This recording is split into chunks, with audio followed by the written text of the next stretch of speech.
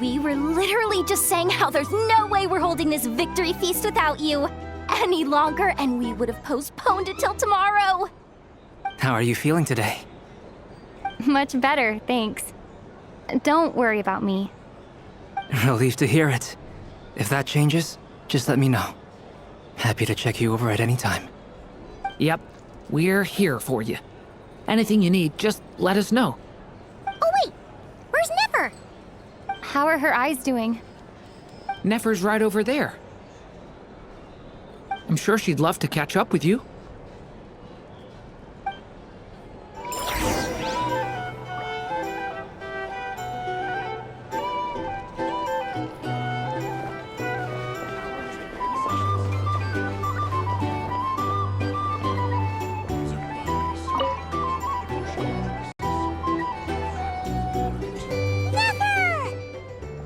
Traveler, Paimon, are you recovering well?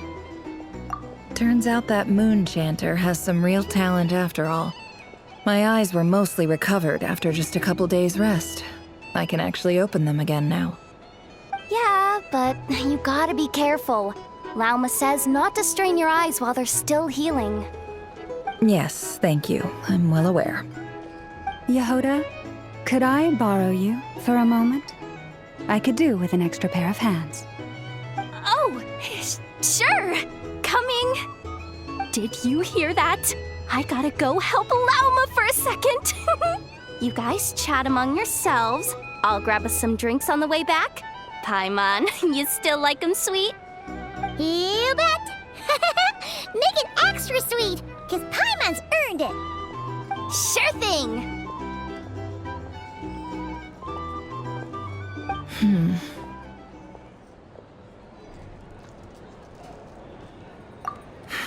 The Raker of Solnari. Kind of a snake, don't you think? No, definitely a snake. A poisonous one who spewed his venomous hatred everywhere. Anyone who seeks revenge out of hatred for other people has become a snake. That's something my dad used to say. Perhaps. I'm sure it sounds like a very wise and open-hearted perspective to your ears. But me? I think hatred is a perfectly justifiable emotion. What else is left when everything you depended on in life gets stripped away? Something's gotta fuel that drive to keep on living. If you're worried about me, you can nip that in the bud. I'm not someone who gets stuck in the past. It's just... I suddenly feel like I was wrong to call my father a liar. He was just a fool. That's why the academia turned their back on him, and why the other tribes ganged up on him. Oh, Father. How much better things could have been if you were a skilled liar. Look at the Ibis King. Thoth is a fiendishly cunning liar. And yet, strangely, he feels more like a father to me than my real dad ever was. He's never brought it up, but I'd bet he feels the same way. Why else would he give me the power to perceive the truth, while at the same time training me in the art of deception?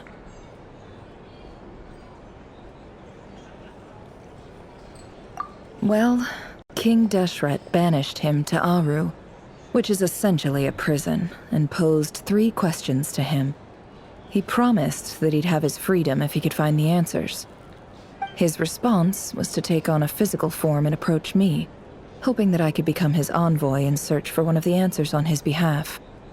Did he really think I'd fall for that? He's stuck there. He can't make me return what he gave to me. So that's enough for you to decide he's nice, is it? He's a prisoner, and he was scared. So he decided to perform some good deeds to win people's approval. He lives in fear because he's a deceiver. How is Rerir any different? You can't work as a spy your whole life and expect a happy ending. It's preposterous. Yet I can't say I don't understand it. Liars live in the darkness of their own making, but it's still human nature to want to go on living. They say that a liar's soul is the most worthless thing in the world. What do you think? Oh, really? Well, it takes a very kind person to find compassion even for liars. If you ask me, the soul of a liar really is worth nothing. Because all they care about is themselves. For example, when something good falls into my lap, I don't go sharing the news around. Stops other people trying to steal it from me.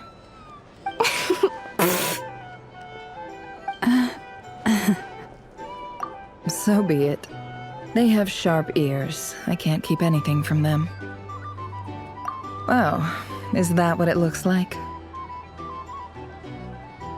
Well, you all know my past now.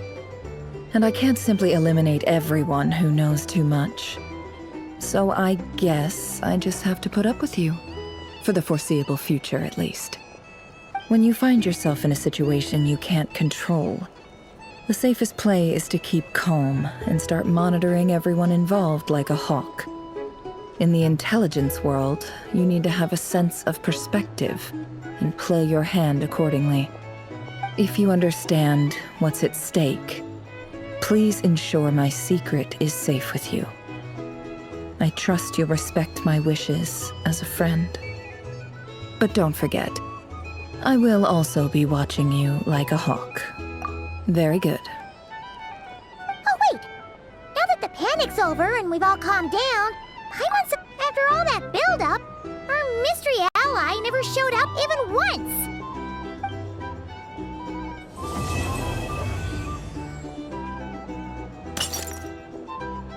Huh? Am I imagining things?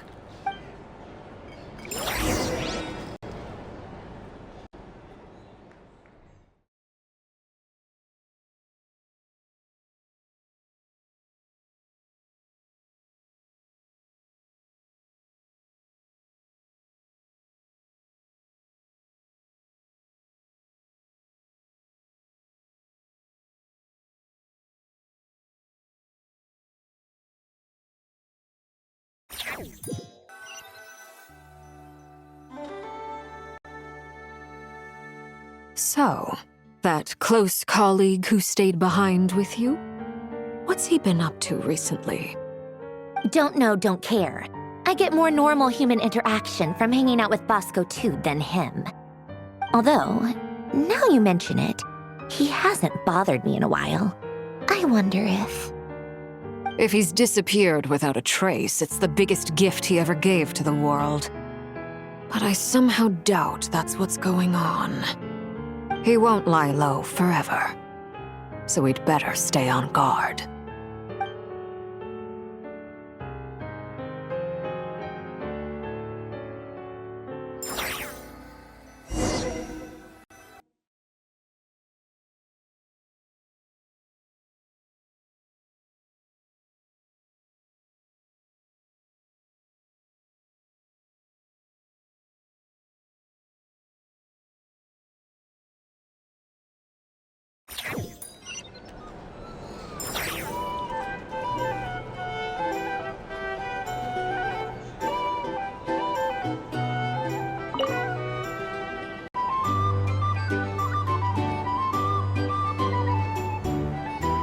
Ah, Lord Sangama Bay. I must thank you for the device you provided. It was an enormous help. Would I be right in thinking that it was developed by the Academia? Why come and ask me when you clearly know already? I mostly came to thank you. That's more like it. A little gratitude goes a long way with Lord Sangama Bay. Play your cards right, and you might even stand a chance of becoming my long-term supplier. The chance to work with such a kind and charitable investor as yourself would be a great honor for the Curatorium. Huh? Charitable? Who said anything about charity? First time hearing about it. Let's see. The first plot of land you purchased in Nodcry, your desert interests, and... Stop! What do you think you're doing? Exposing my investment history! It's nothing to hide from. They're all perfectly legitimate investments. And some of the land you purchased was with the intent of building a sanctuary? Yes, I heard about that too. How did you... You're a curious case, Lord Sangamabe. You don't like people finding out about your good deeds, do you? But I'm afraid no matter how hard you try to keep things under wraps, where there's a will, there's a way. You did it for Sumeru, didn't you? It was empty land that was gonna go to waste otherwise. I figured if I built something there, it might at least get some use in an emergency. Disasters are capricious things. They strike without any warning. I've lost family to a disaster before, and I don't want to lose any friends or business partners if I can help it. My elder sister used to dream of finding a sanctuary. Somewhere with plenty of food, water, and medicine. Where everyone could live happy lives. It was something I looked into, but after discussing things with the Dendro Archon, I decided on a more effective strategy. The tech people handled the tech, and Moneybags provided the Mora. It just made the most sense. It's a pity that so few people know the truth about you. Everyone says that you view everything in terms of Mora, and all you care about is growing your own wealth. So, what's the problem with that? Everyone wants to be rich. It's human nature. So yes, I love Mora, and it's nothing to be ashamed of.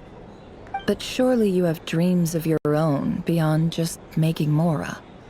You don't get it, do you? My dream is to invest in other people's dreams. And, you know, make a nice little slice for myself along the way. Just thinking about it makes me happy. That sweet, sweet sound of Mora. Thank you. For the device? And the pendant. Oh, that. I was just returning a favor. Don't worry about it. Seems like we've both been away from home for a very long time. Yeah. So long that I barely remember what my family even looked like. That would be your mother, father, and sister? Yeah, though it's been years since my sister passed away. It's not like I want to forget them, obviously, but memory can be even more ruthless than the most calculating business person. Beyond a certain point, if something isn't helping you, it just gets rid of it. My sister can't help me now. Slowly but surely, her face is fading from my mind's eye. It's become a vague impression. Not everything will fade. When loved ones pass away, the beautiful memories are the ones that last the longest. Yeah, that's true. If you ask me, that's the one silver lining in all of it. Well, that, plus, I'm sure that life is much better now than it was back then. Oh, absolutely. I have tons of Mora, a big beautiful house, business is booming, and I'm as happy as can be. You've got a lot going for you too. Boss of the Curatorium of Secrets? I'm sure there's plenty of Mora to be made in that line of work. I appreciate the vote of confidence.